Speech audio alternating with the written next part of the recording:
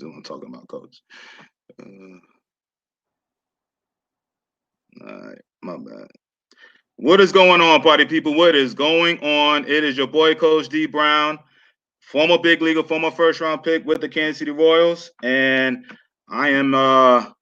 It's been a day, man, and my boy that's sitting next to me, man, he's been extremely patient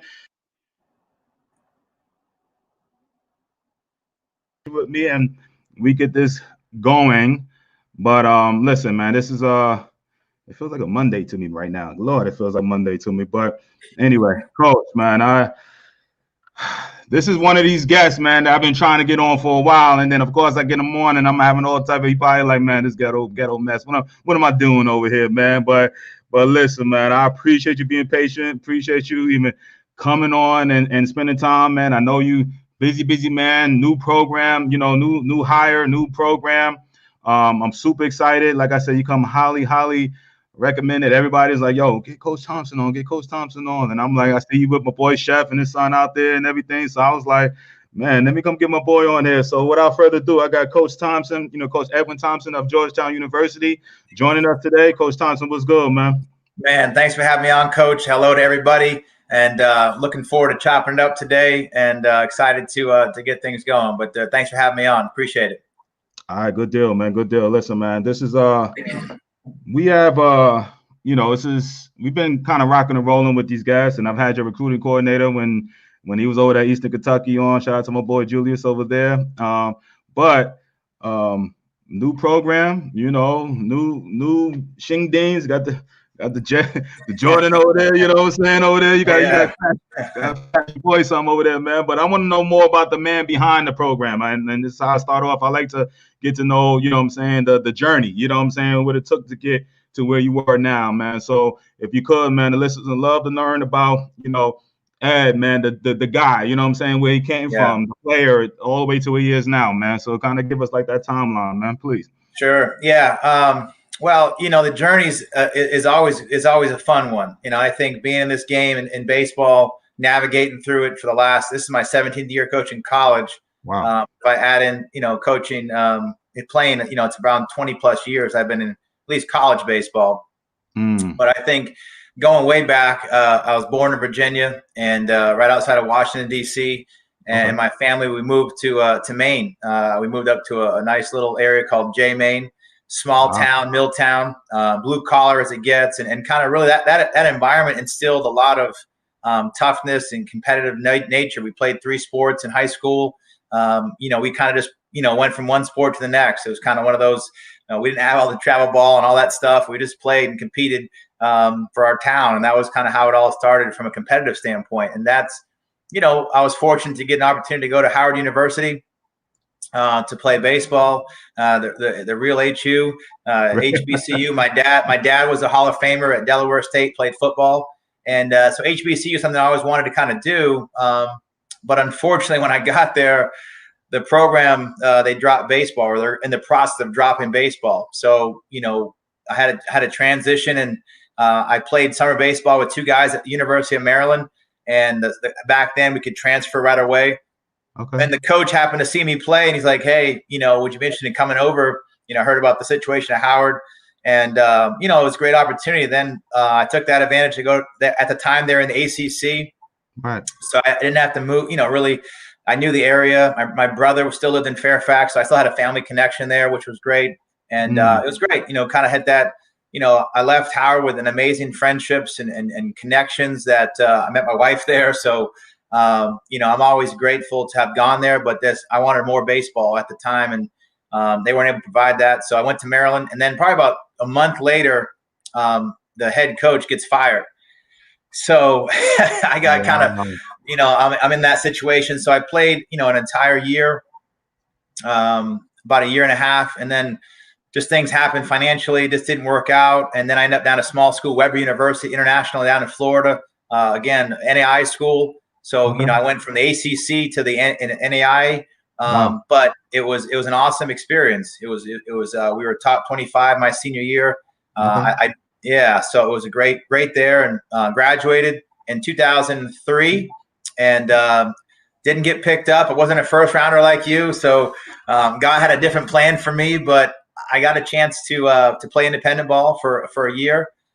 Couldn't hit the slider like I hoped, and kind of never really got out of that mode. But that off season, because I was trained to go to spring training the following year, I started coaching.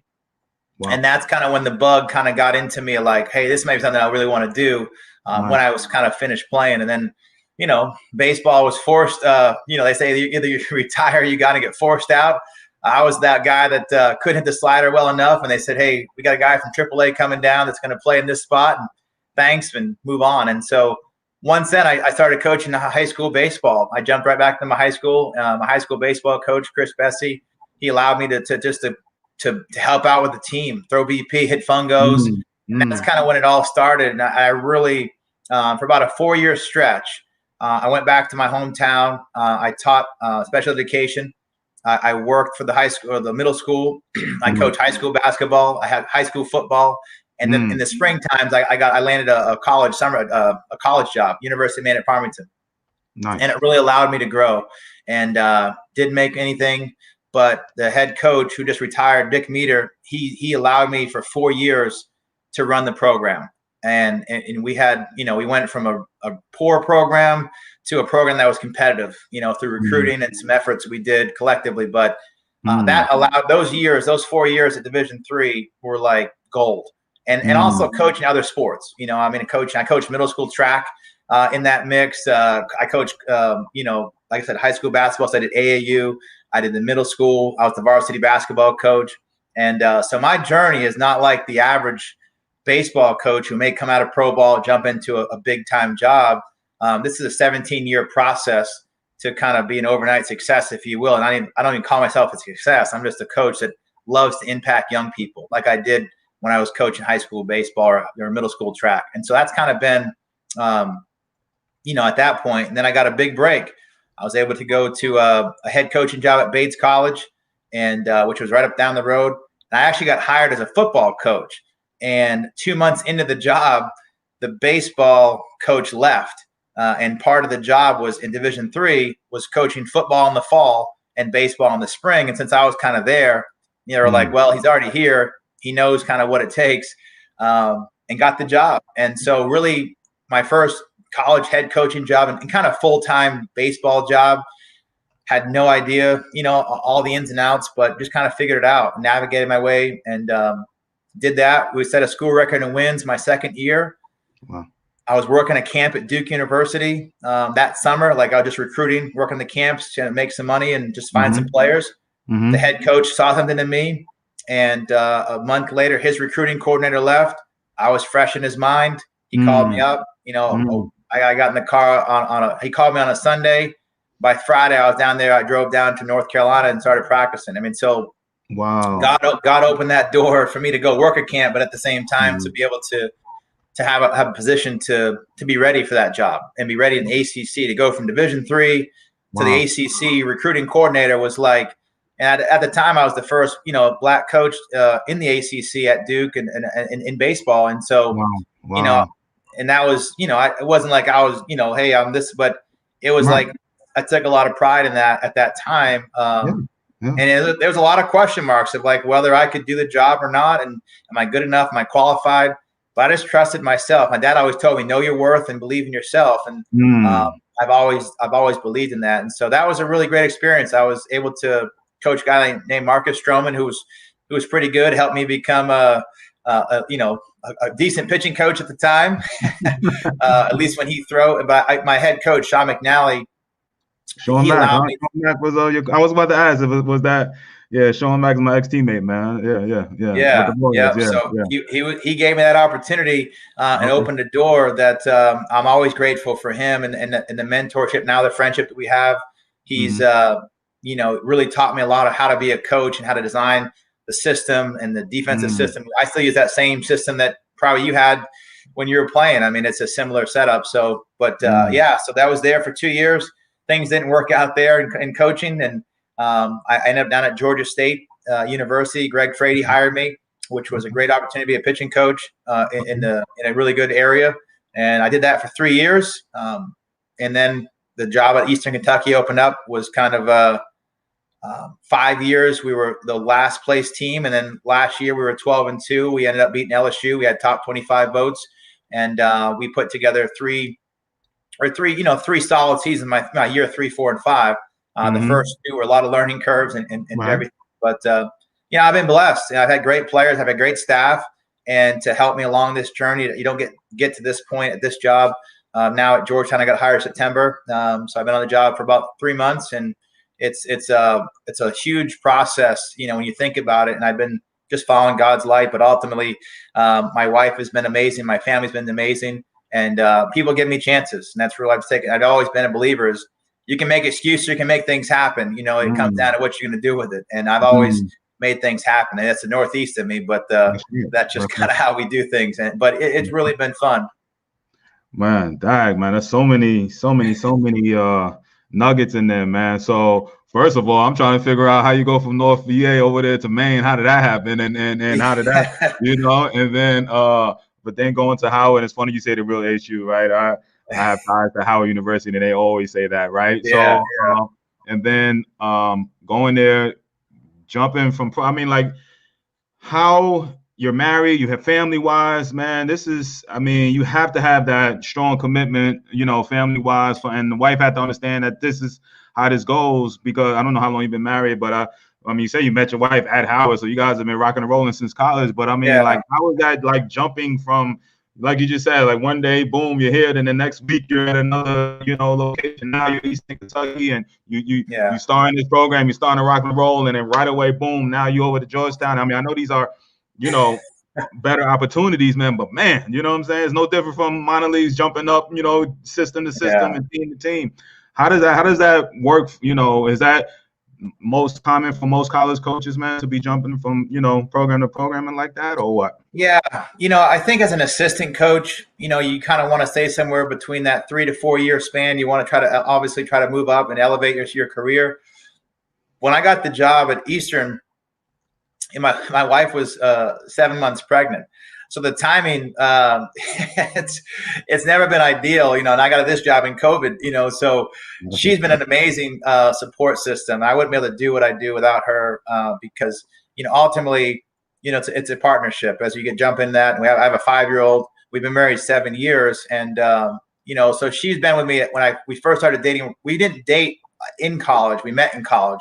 We reconnected when I was at Duke down recruiting in Atlanta. And then, so that's kind of how so it's like she was with me for Duke, Georgia State. It was like a home game for her. She lived right in Atlanta. And then this job at Eastern, the head job. And so, we just got married, and we were just kind of like, okay, well, what's the next step? And then family, come around. It's like, okay, we want that stability of being a head coach, or at least from a contract standpoint. And, that was kind of getting on the 40-man. You kind of want to be able to have that stability from a financial standpoint. I was at that point in my life. It's like, okay, I got to make a move. And so, again, the door got opened up. I was coaching with Team USA, doing some stuff with the national team, and, kind of got an opportunity at Eastern, and then same this job. So we were, we didn't think about leaving because I really liked it. I had, at Eastern, we were doing really well. We had some success, but, jobs, you don't really pick and choose when jobs open up, and so that's kind of where this opportunity presented itself, and we just kind of took advantage of it because we both love the area. And originally, having been there, she has family there, I have family there, so it worked out from that standpoint as well.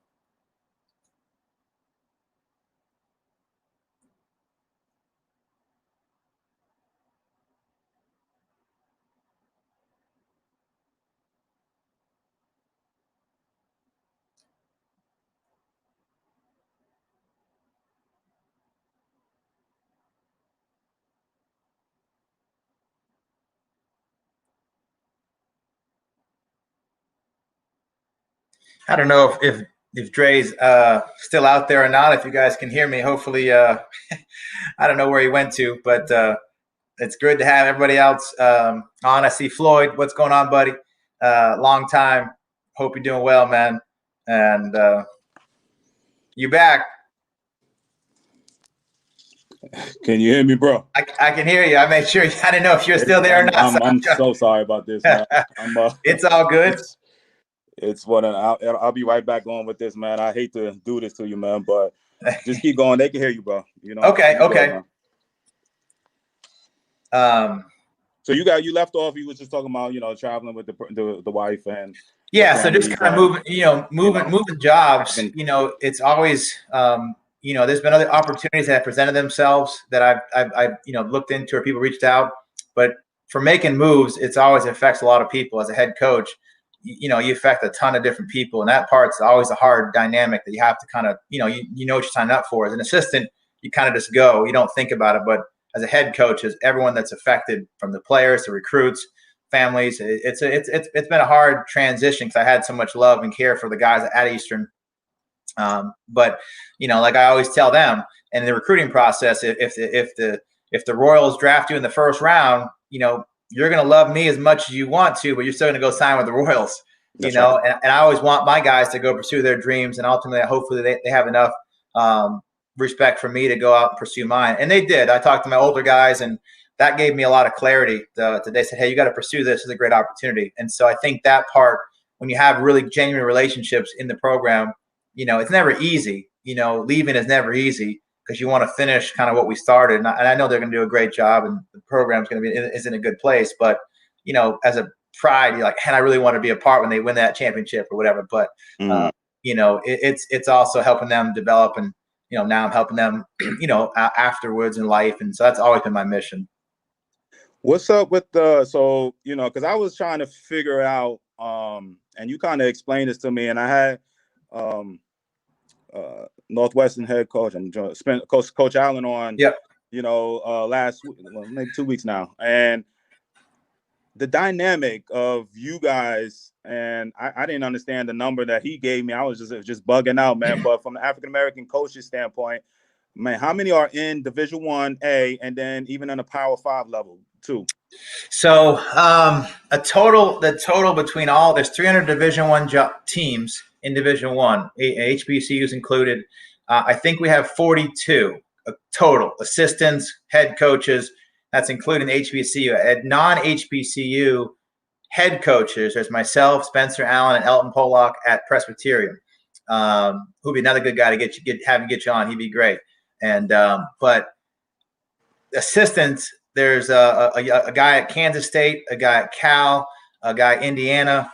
I think that's it. And then Spencer at the Power 5 level. So, the numbers of coaches at the higher levels and also in positions to hire or recruit is not what anybody would like, obviously, especially within the coaching community. But, at the there's still some really good coaches all over the place. And that's kind of where we're trying to do some things with the ABCA, the American Baseball Coaches Association. We have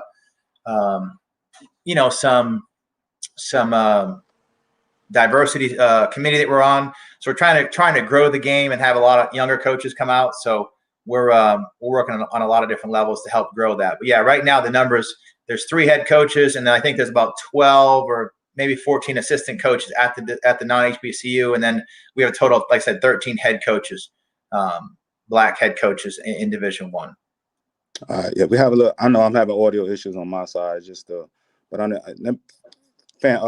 parents and fans, let me know if you could hear Coach, because sometimes it's just maybe on my side.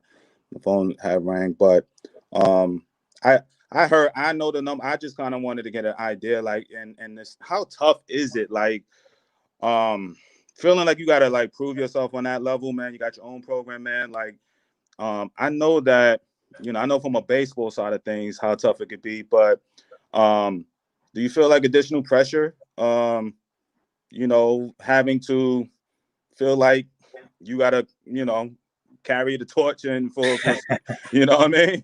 Well, I always try to look at, if you're a good coach, if you're a good player, I've always taken that approach. That's how my family's raised me. And I think I always take, natural pressure, to have success. I think that just comes with the territory. If I'm one of 3 or 12 black head coaches, in order for us to move, people have to say, hey, this guy, you can do it. You can hire somebody that doesn't look like you. And I think that part of it, I don't say pressure, but I take ownership in it, and I embrace it. And I think that's the part that how we go about that, how we change the dynamics of it is having more black players. Ultimately, then they'll ultimately want to stay in the game. Whether you play, you coach at the college level, the high school level, the youth level, like it doesn't matter.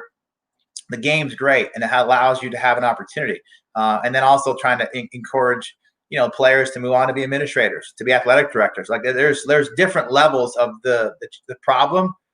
So I think it's not just, if, I have success or my teams have success or Spencer Allen's, yeah, of course, if we have to have success, because just like in college football, the rehire rate for African-American coaches are not there. And so there is a challenging thing, uphill battle, but, if we don't attempt it, we're always going to kind of be looking up the hill and saying, what could it be? And like I said, I'm going to try to do my best to get Georgetown on the map from a national and a regional standpoint and elevate our kids, and from all walks of life. Our campus is built from the suburbs to the inner cities because of the nature of the dynamics and internationally. And so we're going to try to blend that into our program. It's like I did at Eastern Kentucky. We had 18 black players this fall. I mean, so, it's that part of it. Now, a lot of those guys want to coach or want to get into, say, in baseball, but maybe they want to get in the front office, right? And so there's tons of ways to grow. But I think personally,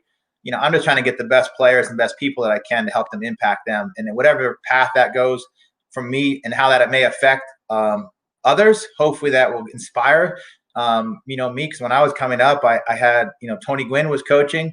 And a guy named Jay Alexander out of Detroit, and Elton Pollock, and that was it. And so there's still 3 coaches at non-HBCUs, black coaches, and so that part of it, my mission is try to, eventually my assistant coach, Coach McDougal will be the other guy, and so just trying to promote that within our, the game, so to speak. That's kind of my, when I'm done, hopefully there's more than just 3. I think that's kind of like, if that would be the case, maybe we have 6, maybe we have 10, who knows. Or maybe we just double our numbers, but it's important to have success no matter how that shakes out. I want to talk a little bit about Georgetown. I mean, because, I don't know much about, I knew a kid from high school up in New York. He went down to Georgetown, while I was in high school, but I don't know much about the baseball program. If anybody knows anything about Georgetown, and God bless his soul, he just passed away, you know what I'm saying? Coach John Thompson and the the Fighting Hoyas on college basketball. That's what put Georgetown on the map. And truth be told, like in the 80s and 90s growing up, I thought it was a black school. You know what I'm saying? I never knew, it was, because it was just what Coach Thompson had built over there. But talk about, Georgetown baseball, if you could, man. Obviously talk about where it's located, conference, and kind of go from there. Yeah. So, I think, all of us as young African-Americans watching sports, I mean, I was glued to my TVs every Saturday watching Coach Thompson and the Hoyas play. And, to be at this school, I have a picture when I was like 10 with a Georgetown hoodie on. I have one now. That's my school I work at. Like, it's hard to process because I'm not there yet. We're virtual all fall. We've been virtual. So I'm still in Kentucky. Okay. So I haven't even had a chance to meet my players. Which is a whole other dynamic of unique experience. Yeah. But so crazy. So the programs, we are right in Washington, D.C. It's a nice little section called Georgetown. It's like a little part of it's not like downtown, but the baseball, we play in the Big East Conference, which, as UConn, St. John's, Villanova, kind of really Creighton, very good baseball conference. I think it's, as competitive as many conferences are out there. But the program, the baseball haven't had like, kind of like I use an analogy, everyone knows Georgetown, just like everyone knows Amazon right now. Georgetown baseball is like when Amazon, the CEO, is pitching this idea to like what the vision could be. And that's kind of where I'm at. When I'm presenting to kids and talking to them in the recruiting process, this is where I see the program being. There's a handful of names you could just drop and say Georgetown that people know. Yep. Okay. They may know it for the basketball. That's fine. Yeah. Amazon, they know that because of Amazon, but like, the infrastructure part of it, I think the long-term vision that we have is to be, one of the best teams in our region, our area, and then obviously nationally. We can recruit nationally. There's not a kid I got from Maine to California to New York. We can go to anybody's house and call any kid that qualifies. Obviously, we're that tier below the Ivy Leagues or right in that range academically. So you're going to get an Ivy League education, just like Stanford, Duke, Vanderbilt, like that type, or Northwestern. high-level academic kid to go that can play at a high level baseball. That's kind of what we have. And that part is intriguing, to have that type of, brand that we can stand by and say, hey, this is Georgetown. We know the Big East, come be a part of something special. And that's really where my focus has been, in finding the right people that want to be a part of change. When you haven't had success, and I say success, we're judged in this business by wins and losses. So wins and losses, because the program has been successful. The alumni, the network. I mean, we have alums that own teams. We have alums that are CEOs. I mean, I can go down a list. It's just amazing that are impacting our society. But from a baseball, wins and losses, the program hasn't had success. And obviously that's a short-term goal to get that fixed, and then to continue on the mission that the previous coaches have had of getting good people and helping them, be a part of the Georgetown, alumni community, which is, huge. I mean, there's presidents and there's, and there's the amount of alumni are all over the place. It's pretty cool to be a part of. So nice. All right. We got a couple questions coming in. True Master Turner says, what's the best way to get on Georgetown's recruiting radar? Well, I think, depending on what age. So right now, the 2021 class is going on to the seniors. So we're in the process of recruiting that. Then the junior class, you have to be able to, any college coach, you want to email the coach, communicate to the coach, reach out and say, hey, here's my video, here's my transcript. Those are all things that no matter what school it is, you want to be able to do that. Obviously, my stuff's up on the website at Georgetown, the Hoyas, whatever the website is. But, you want to be able to email and communicate and say, hey, I'm interested in your school. We can't go out and recruit. Right now, the NCAA has put a dead period, which means we're not allowed to go out in person until at least April 15th. But if you do the math, April 15th is right in the middle of our season. So the reality of it, for us to really go out and see kids, probably won't be until next summer. So if you're a junior, even if you're a senior that's still looking, or even a younger player, like, you have to have, have your stuff ready. Obviously, social media is a big thing right now. And so they're tagging us in videos, on social media. We're doing a lot of those type of things. And I think that part of it is you have to be creative. And I feel bad for all the kids and the family. It's a challenging times, but it's challenging for us because we're not able to see those kids. But we have to be able to have that. So I think, have an idea of how many schools you're looking at, then kind of narrow those down and then start that process. But at least communicating to the coaches, hey, I'm interested in your school. And then ultimately, the grades for us, it's always going to be the second question that I may ask a kid is like, yeah, I can tell you can play, but, do you have over 3.5? Are you taking good classes?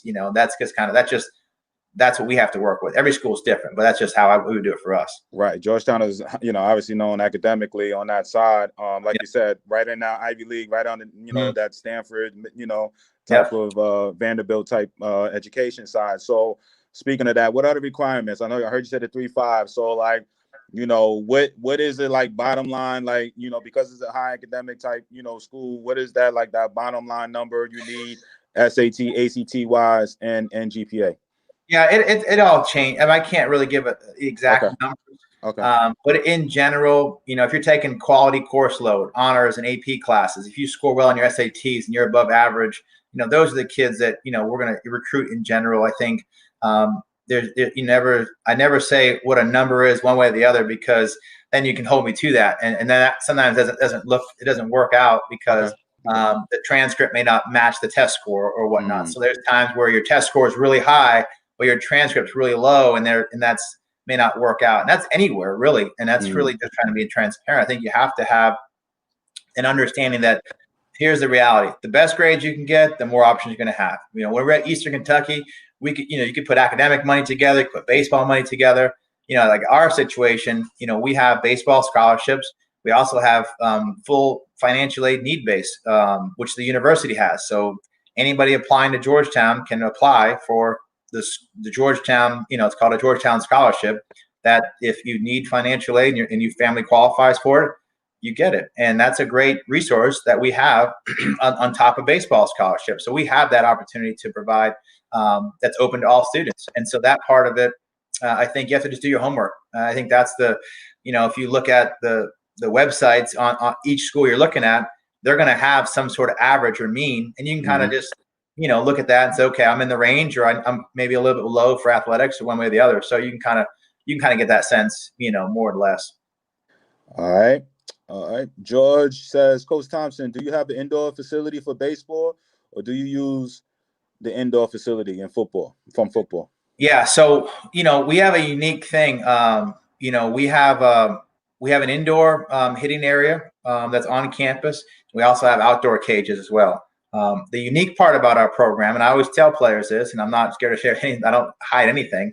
Our field is off campus. So we don't have a field that's on campus. They used to, but they had to move it. Obviously, Georgetown expanded. So we actually play, we drive out to our field every single day. And I tell players this, that if you're serious about playing in the big leagues, you're not going to live in the ballpark. You're going to drive some sort of commute. And so it's all how your mind thinks for me. And when I'm recruiting players, if your field or things of that nature limit you from coming to a place like Georgetown to get a degree, then I don't really honestly want you to come. But one thing that we do have is all the facilities on campus that you need to be successful. Right? We have a beautiful weight room. We have, like I said, indoor cages.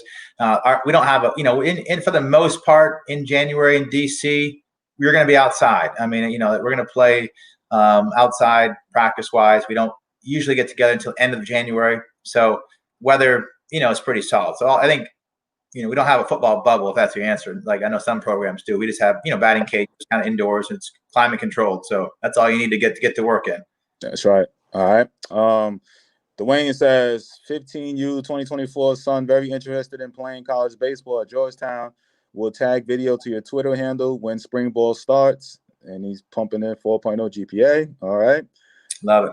All right. Yeah, and I'll tell you that real quickly. As far as as coaches, we're not allowed to communicate or respond to those players that are 2024 or 23s.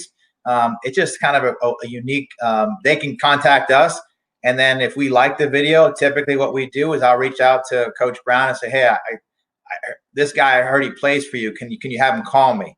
You 2023, 2024s can call me anytime. I just can't call them. It's really unique. And same thing with Twitter. Juniors and seniors, 21, 22s, I can communicate, text, phone call, Twitter, DM, unlimited. But those sophomores and freshmen, which, there's a lot of talented players out there that fit our profile, that fit, academically, that we try to get guys on our radar sooner than later. And we may talk to some guys that are younger, but we have to do it through, another coach, your high school coach, or whatever. So that's kind of typically how. So I see like a person that tags me in the video that's younger. I'll find out what high school he's at, and I'll call his high school coach or his travel coach and say, "Hey, tell me about this guy," and then kind of work the dialogue from there. Are you at that? Because I can't remember Eastern Kentucky. I just got in touch with Julius when he was over there, and we were talking about juniors and seniors as far as players. Now at Georgetown, I'm sure, are you kind of getting into that where I got to start recruiting earlier and to compete, or is it kind of still? I mean, obviously COVID kind of affected everything, but what I'm trying to say? Like, are you? Yeah, no, it's a great question. The question essentially is going to be, am I going to recruit freshmen and sophomores? The short answer is yes. A lot of reasons. At our school, the sooner we can find out the grades, let's just say you're taking X amount of classes and you may need to take 2 more classes that you don't know about that would help you get into Georgetown. I can help navigate that process sooner.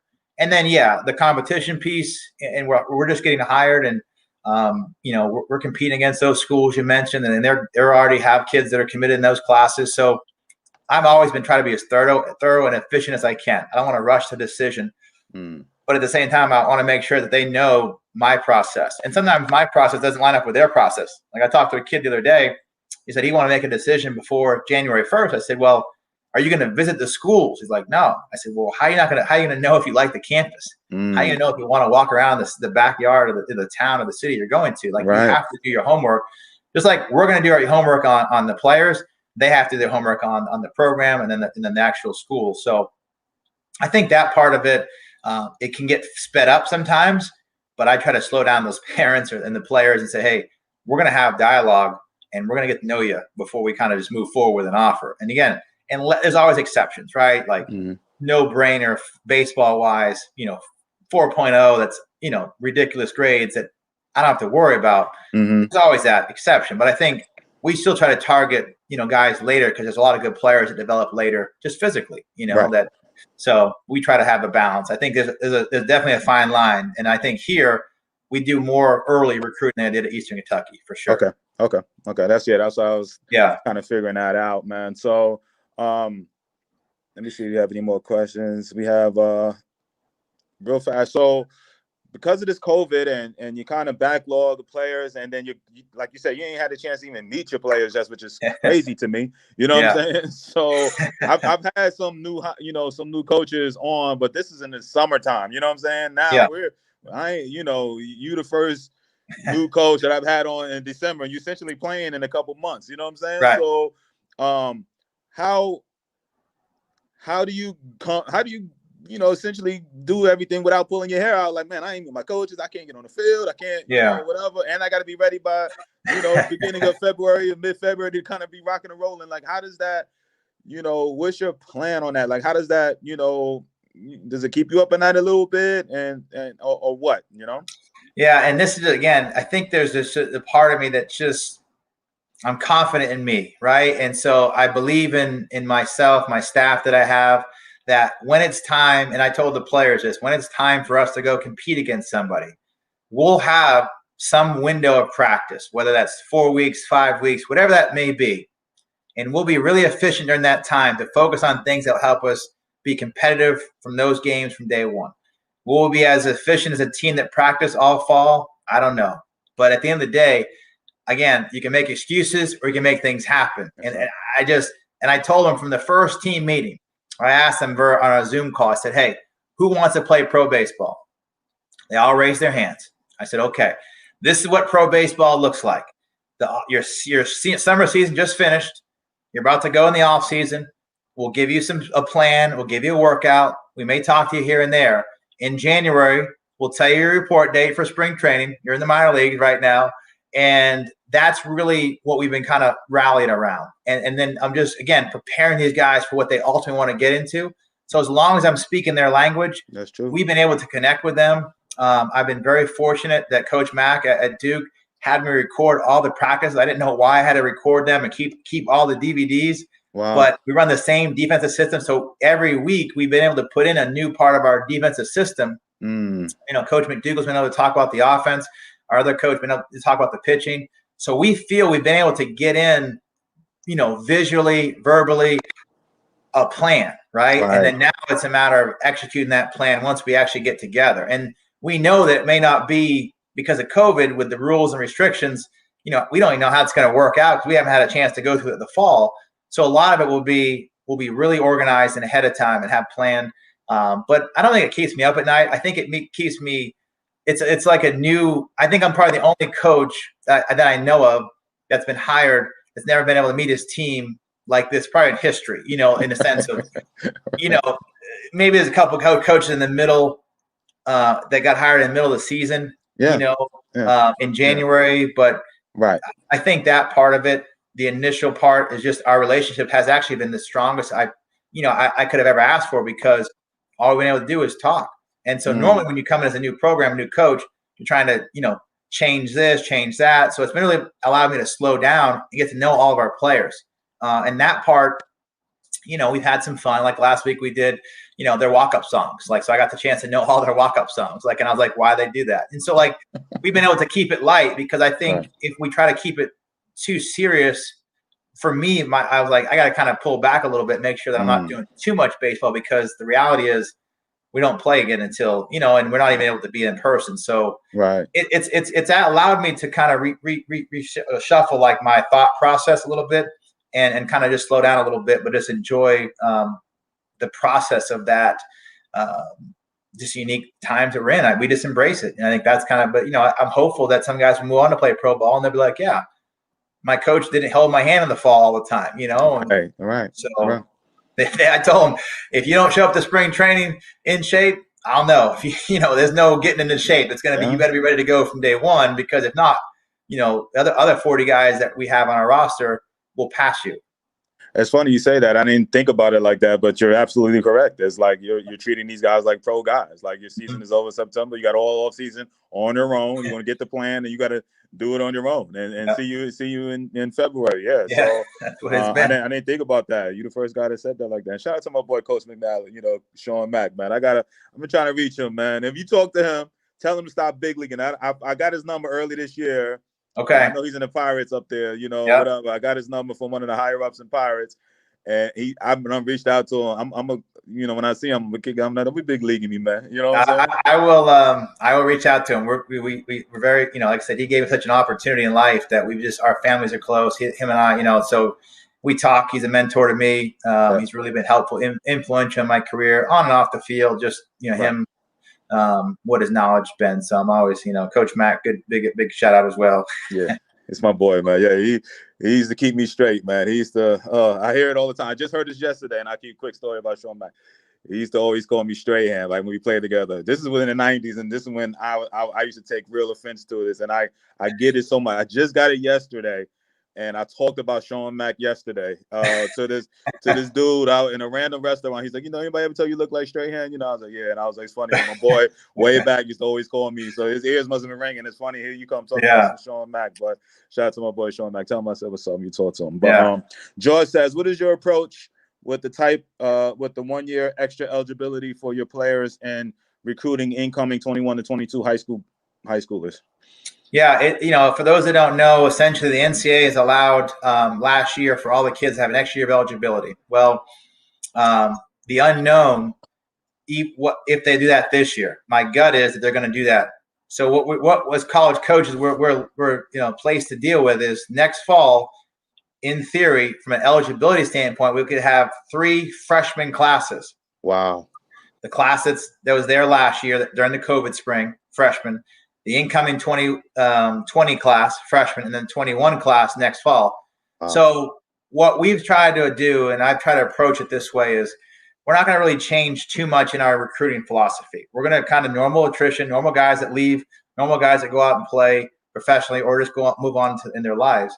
And then the ones that don't, that stay for that extra year, it's just been important to have great communication and honest and open discussion about what your plans are. Like the guys that are in our program now, like, do you want to get a job in May or do you want to try to get that extra year back? Right. Now, I say, I've never seen you play, but I just need to know from a recruiting standpoint to how many guys we can bring in. And like most schools academically, we're only allowed so many spots to get into school. So it's not like we can have 20 guys anyway. So our numbers are going to kind of stay pretty true normally. The difference is how do you manage if you're a high school kid or a high school family, a senior or junior? There's a lot of kids that were seniors this year that are taking a gap year or a post-grad year. That's an option. I think there's the reality of college baseball, but there are some rosters that had 50, 60 guys this fall. And that next year will be a very similar, challenging to make a roster. And I think at the Division I level, any level, but especially at the Division I level, the higher programs. And but I think the best advice is just try to if you I always say this, and this is one of those examples of recruiting. Marcus Stroman he never really asked questions about who else was recruiting him.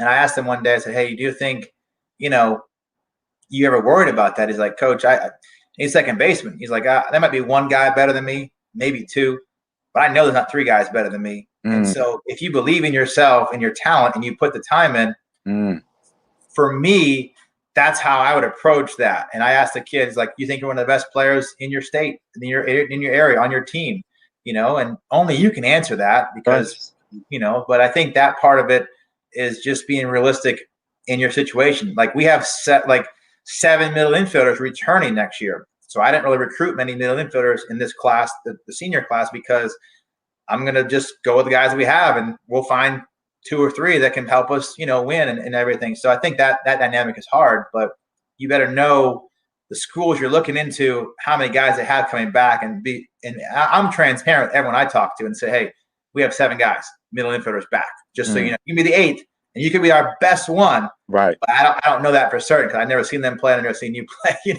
so. That is so crazy. Yeah. But yeah, just honest and open communication has been the biggest thing I've had to do with kids, which I always do, but even more so with this COVID thing. and more transparent. All right. Did you bring over your own staff? Yeah, I hired my assistant coach, Coach McDougal, Julius McDougal. He came with me. My pitching coach, John Cole, decided to pursue other opportunities, and I hired George Capon, who was at Holy Cross in Massachusetts. So, and then my volunteer job, I haven't hired anybody yet, so I'm still in that process. But my other volunteer from last year left EKU to go to Tulane, Alonzo Wright, and now he's a scout with the Red Sox. So, just saw that on LinkedIn. You said the name. Sometimes you just connect the dots. Yeah. I didn't know who he was, but I congratulated him for getting the gig because he was on my LinkedIn. So he was he got he came in, I hired him, and then he was able to get a full-time job. So I'm happy for him. Nah, no doubt, man. Yeah, I congratulate him. I didn't know. Small world out here, man. Yeah.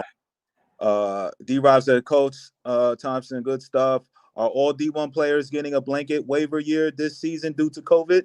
If so, coaches should too. I like that. I like how you're thinking, Coach. I don't know for certain. I mean, but every sport up until this point, fall sports, winter sports, I believe all have gotten a blanket waiver to come back for an extra year of eligibility. My guess is our season is going to be altered on some level across the board. So I would assume they'd stay true to that, or if people want to opt out or things of that nature. But we don't know for certain, but they won't make that decision until, further down the road. I think right now everyone's just focused on basketball, getting the NCAA tournament up and running. And once that kind of gets cleared, they'll make some decisions. But at some point, if we have a season, unfortunately, I hate to say I'm sounding cold, but it's just, you're not going to have 27-year-old, seniors out there playing. I mean, at some point, you got to kind of cut it off. And I don't mean to sound, I feel bad for the kids, but where all the kids had a waiver last year, if this season, has a, some sort of normalcy, which hopefully with a little April and May, maybe March, we'll see, but we don't know that yet. But yeah, I like the idea of the coaches. I definitely, I'll ask my AD about that one. I'll say, Coach Robinson, don't forget that, and see how that goes. But we'll work it out. Dave says that's going to be a huge domino effect on future classes, and he says, "Do you feel you will run into a logjam of players in years to come?" I think yes and no. I think again, there's still going to be that natural. Not everyone is going to use the eligibility. If there's 10 seniors, this first year, I think like at Eastern, we had 10 seniors, 5 came back and 5 moved on. And I think each year you're going to see that more and more. So if the seniors this year got an extra year of eligibility, you're going to may see, okay, at some point I got to go get a job. This college baseball thing, I've been doing it for 6 years. Like it's just not, I haven't gotten drafted, right. So I think that's going to kind of, the draft being shortened. But there's a lot more opportunities now, independent ball and things of that nature. So I think guys are going to start pursuing that more than coming back for another year of college, in my opinion. I think a log jam is going to happen for the kids. The kids in high school may not have the development that they normally would have early on in their career that they could have potentially, right? So if you have 7 middle infielders and you're the 8th, you may not get as many reps as you normally would if you're only the 5th or the 4th. In a program. So I think that part of it could hurt, but at the same time, I don't think long-term it's going to affect it too much next year and the year after, and then it's going to kind of start to even itself out again, even after next year. It will start to even itself out because next year is going to have 2 graduating classes on paper. Again, not everyone's going to come back. All right. Russ says, do you recruit shortstops, pitchers, catchers, and center fielders only? No, I mean, I recruit the best players that can help us win. I mean, obviously, any team is built on pitching. You have to have pitching depth. For our style in general, I'm going to recruit athletic pitchers with arm speed.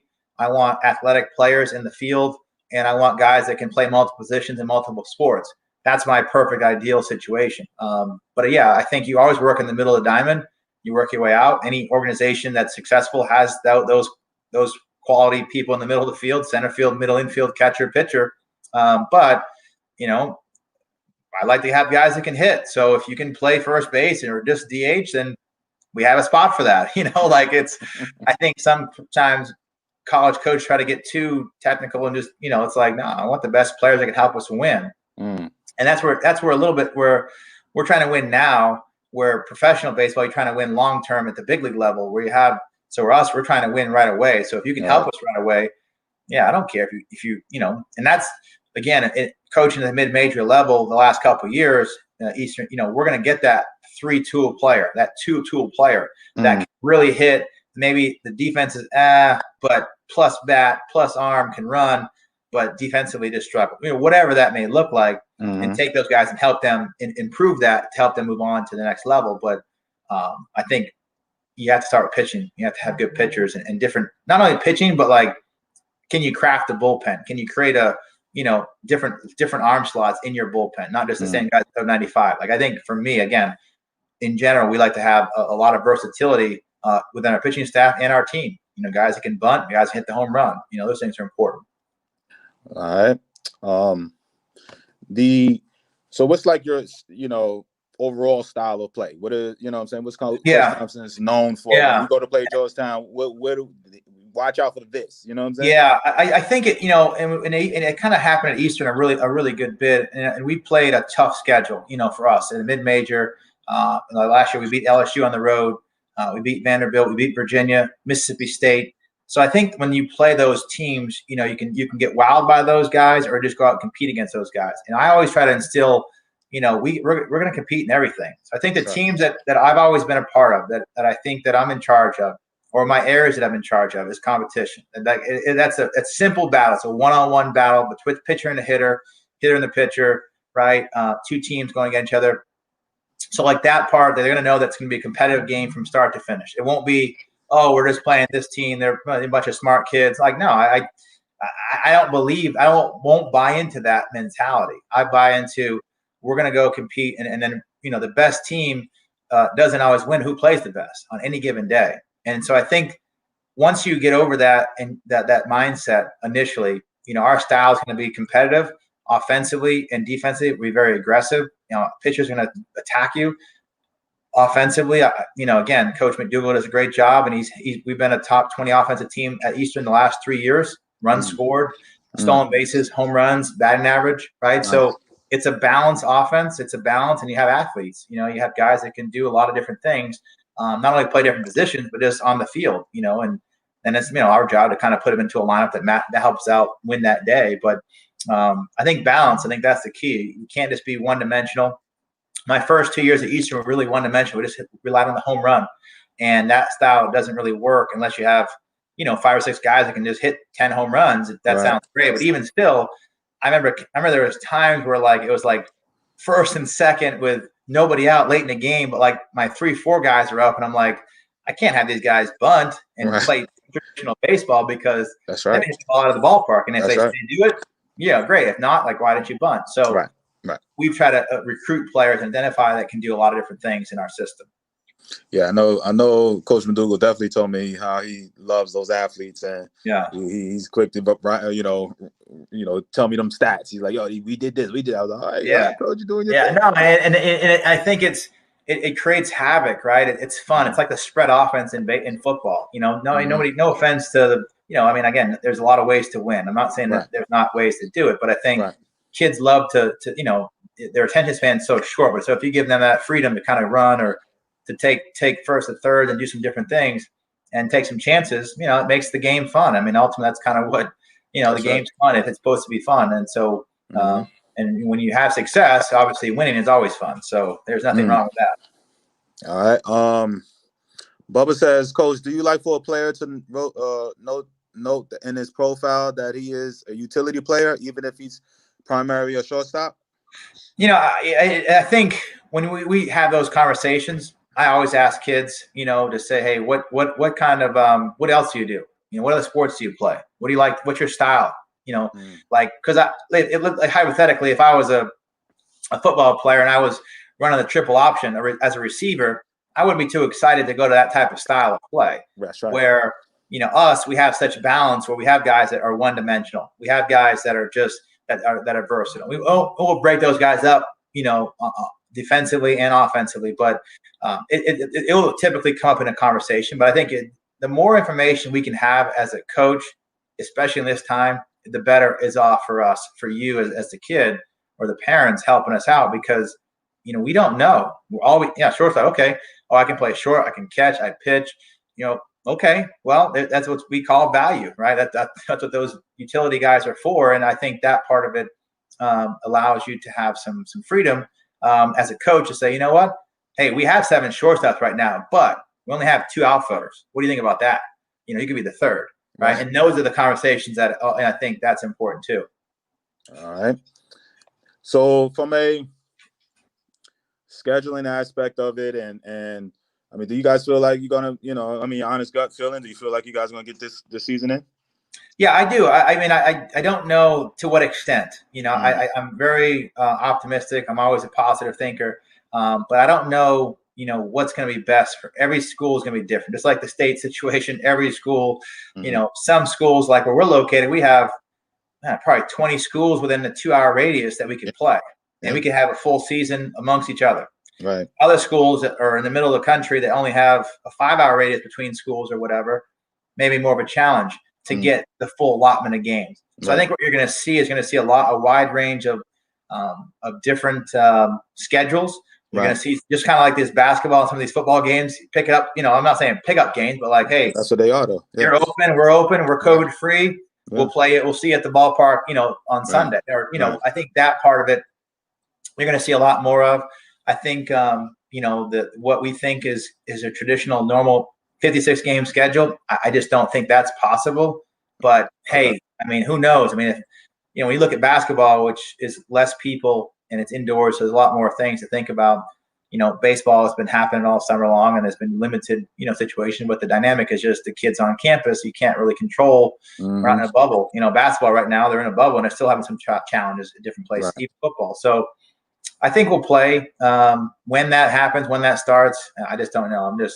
I'm hopeful. I think everyone, is thinking, hey, April, May, hopefully the virus is slowed down. The vaccine's kind of out and at least circulation to whatever. Maybe we're not getting them all, but at least we'll have that calm down a little bit, What do you see, Coach Thompson? And I appreciate the time, bro.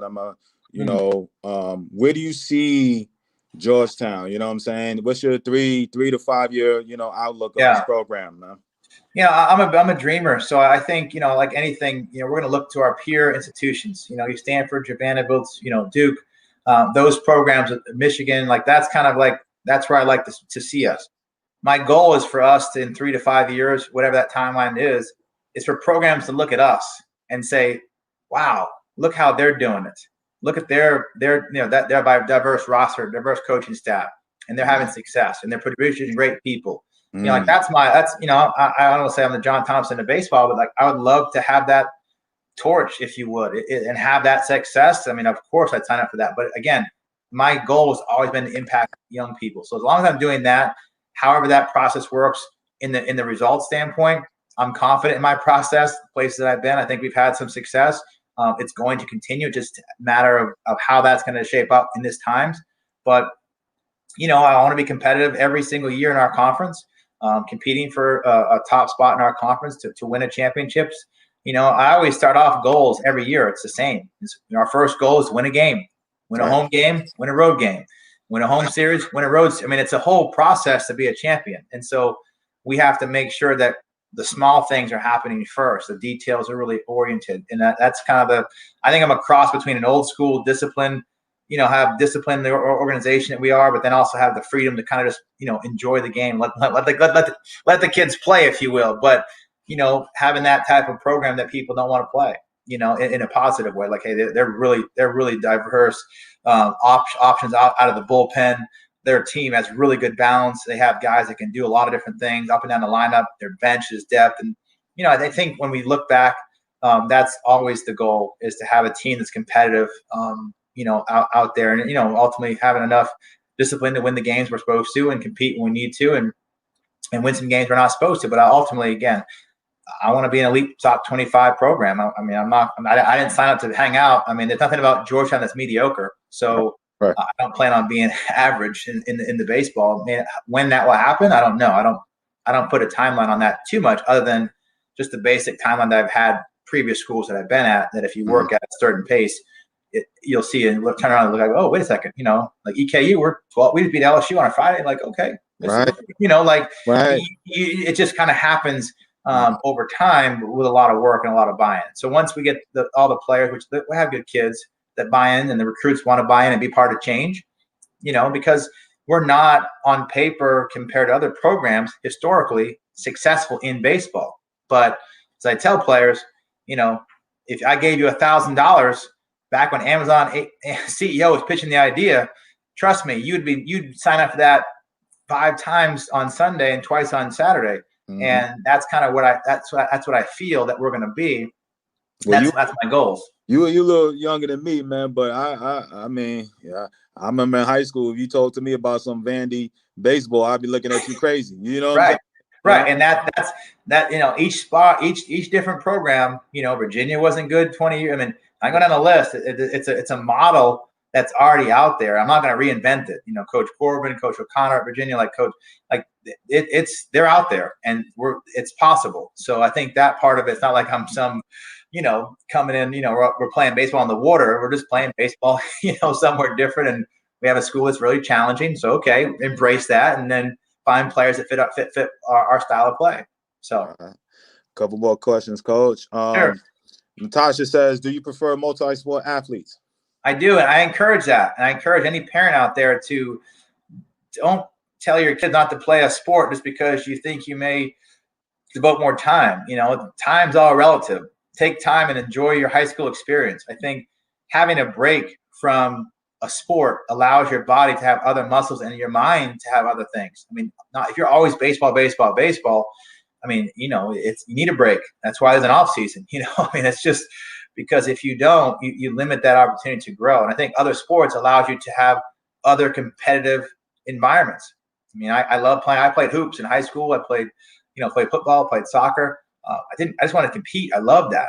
And so the more that you're competing in other areas, other than and again, I'm nothing against a travel ball. I love going to watch games, but there's a difference between playing a travel ball baseball game versus playing a Friday night football game or a soccer game or, even a track race. I mean, there's that adrenaline that you can't, I mean, you're going to get adrenaline because you're playing a game, but I hope you understand what I'm saying. I would encourage that 100 times out of 100 that if I can find a multi-sport player that can do academically and manage themselves and still get the baseball work in, I'm all for that, because when you're just playing baseball and focusing on school, well, that's when you kind of blend the two that you have a good skill set in. All right. Nicholas says, hey, Coach, do you recommend focusing on, speaking of that, on travel summer ball or high school baseball? I have a 13-year-old son. I think as far as just developing, I think the most important part, and I have a 5-year-old, so I'm not, I haven't got that far down the road yet, but just keeping it fun. I mean, I think, man, that's the biggest thing I remember growing up was my parents really didn't, again, put any pressure on me or have me, I was pulling them. I never forget my dad would always say, son, if you want this, get me up. And I got up every morning. We ran the hill. I did all this stuff. I wasn't fast as I wanted to be. And I always remember that. I just let them pull you and then just be really good at your craft, because that's what the international players, they're really good in Latin countries or even Asia. They're really talented because they do so many more reps than American kids in practice, where most kids are just playing games, which you get better in games, but is your foundation solid, right? If your foundation solid, then you get to play games, hey, that's when you really start to see growth.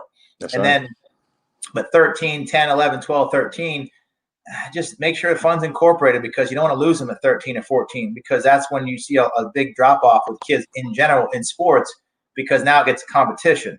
And as long as they want that competition, that part will be easy because their foundation is set, because they know that they have to work to have success. And I think that part, I've always been a big believer in, is as much fun as you can. I mean, when I teach my teams now, there's 3 components in my practice. There's a fundamental component, there's a competitive component, there's a fun component. All right. And I think if you don't do that at the youth level, you really miss a window to make sure that you're having fun. I mean, it's baseball. So it's it's not that serious. It's a game. So I just always incorporate that, but have great fundamentals and foundational. So when they get to 14, 15 in high school, it hopefully will take over by itself, you know. All right. Robert said, "What's up, D? What up, Robert? Asking, do you recruit in Miami? And are you interested in catchers that hit lefty?" Love it. Yes, and yes. I mean, you know, I think I love Miami. One of my favorite players I coached was a kid named Manny Alvarez, was from Miami. I have close friends in Miami, so I love South Florida. It's a great area to recruit, great baseball, you know, and we recruit the country, but lefty catchers, righty catchers, as long as you can play and help us win, I'll recruit you. You know, you get into school. That part of it, I think, is always it's not a hard task. Lefty catchers are always, you know, hard to find if you can do it and do it well. That's why you typically have catchers that make a good career out of it. That's right. All right. Asking obvious questions over here, Coach. You know what I'm saying? He know what he was doing. I love it. Yeah. All right. Coach Thompson, your coaching philosophy and priorities resonate a positive and inspirational message. I can understand why so many talented ball players would love to play for you. All right. Well, I appreciate that. All right. So listen, Coach, man, I appreciate your time again. And for the parents still listening in, remember tonight I'll start the free webinar on the 3 biggest mistakes that parents make when it comes to choosing the travel ball team. All right. Speaking of travel ball. So I'll start that workshop tonight at 8 p.m. All right. So if you have not signed up yet or sent your email, private message me your email, and I'll give you that link out there. Or go to my private Facebook page. And tonight I will be starting that free webinar, free workshop, I should say. Let me see. I'm going to get this last question in for Coach, and then I'm going to ask you to take us on out, Coach, with a great message, man. I appreciate your time, brother. All right. So to Lawrence, man, what's good? Love what Coach is saying about building the program. I will reach out to him looking for a high school academic schools for Trey at 3.5, 1350 SAT. All right. All I can say that's a good those numbers. Those numbers are always positive when you see those type of numbers. So congrats to you for that. And I think any more questions or? I think that was a webinar. Yeah, that was linked to the webinar. So anyway, go to the private Facebook page. I didn't put it up. I'm sorry. I don't want to feel like going through it, scrolling right now. But Coach, if you could, man, you know, we got our parents on right now and still listening in, and I appreciate your time again. Thank you so much, man. But if you could take us out with a great message, man, from the parents and everything like that, man, I appreciate it if you could. Yeah, I think the biggest thing is I always in the recruiting process, I'm a presenter. And this is just me talking. I'm going to present to you as a family, present to you, to your son, exactly what we are and how we do things. And I'm telling people all the time, I'm not for everybody. My style, what I believe in, developing as a person, academic person, and then the baseball, like that's my thought. That's always been my philosophy. And we have to embrace that. Like if we're going to be passionate about something, I want you to be passionate. I want you to be competitive about it. I want you to be able to hold you accountable. And I think those type of things are just important information to do your homework. Make sure you understand who the coach is. You know, I mean, what they stand for. Can you find interviews like this or other things that may be able to give you the information inside to what they do? And if you can talk to their players, you know, and they'll give you the best information. And I think there's always players that I think that's one of my goals is to have people that I want to recruit the best people that I can. You know, and people around me. I always joke and say I have a beautiful house. It's called Georgetown Baseball, and every day I get to go to that house. And I have a family that lives there. And every day I always kiss my family goodbye. When I go outside in the backyard to play, if guys mess that up, that's when I have an issue. So I think that part of it when I'm recruiting is I always tell them it's a mutual situation. If you mess up, they're not going to call the dean of the biology department to say, hey, this guy just got in trouble. They're going to call me. That's right. Right. And just like if I ever got in trouble, which I always tell parents, you can Google me. I'm not perfect, but I'm not in any news articles. Mm-hmm. They're not going to call. They're not going to say, you know, Edwin Thompson, the husband, the father. They're going to say the baseball coach at Georgetown just got in trouble. And that's what we're signing up for.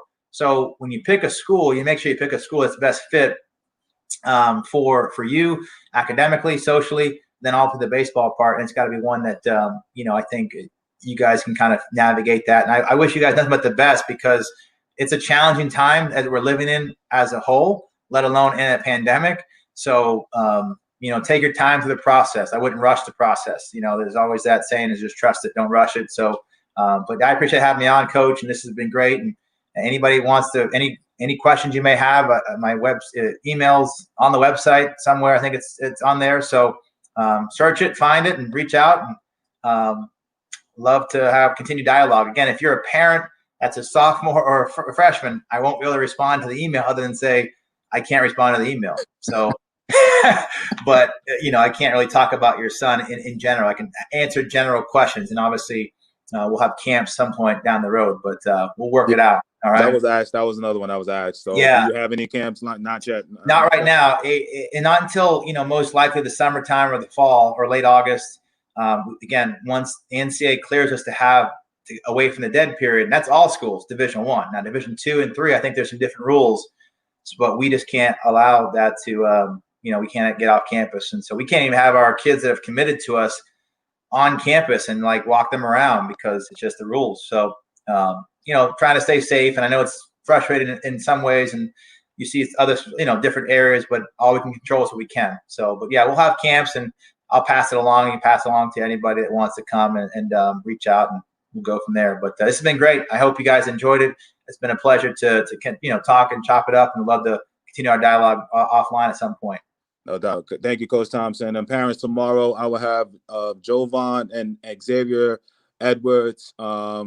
He was a first-round pick in 2018 with the Padres, now with the Rays. And so I've been knowing his dad, speaking of just connecting and whatever, I've known his dad for 20-something years.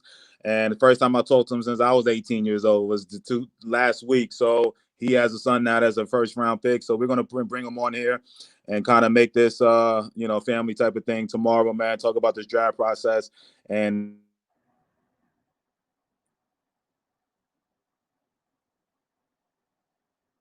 all right. And I look forward to just keeping in contact with you, brother. All right. Now, thanks. All right, man. Stay safe, everybody. All right. Tell my boy Sean back and stuff. And tell Julius I said what's up, too. That's my dude. I will. I'll do that for you. All right. See you. See you tomorrow, parents.